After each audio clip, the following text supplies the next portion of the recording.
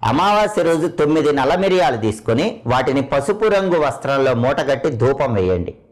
మీ ఇంటి గుమ్మం పక్కనే ఒక మేకు కొట్టి ఆ మేకుకు తగిలించండి.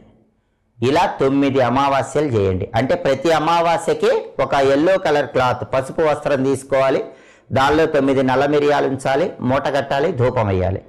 ఇంటి పక్కనే మెయిన్ ఎంట్రన్స్ పక్కనే ఉన్న మేకుకు తగిలించాలి. ఇలా 9 అమావాస్యలు పూర్తయిన తర్వాత 9 మూటలు అవుతాయి.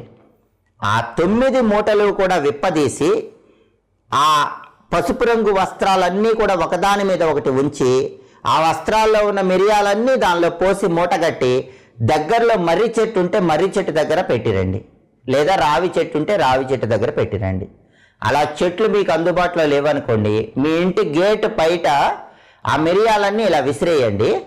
ఈ వస్త్రం మాత్రం ఎక్కడైనా సరే పారే నీళ్ళల్లో విడిచిపెట్టండి, లేదా ఎవరు తొక్కని చోట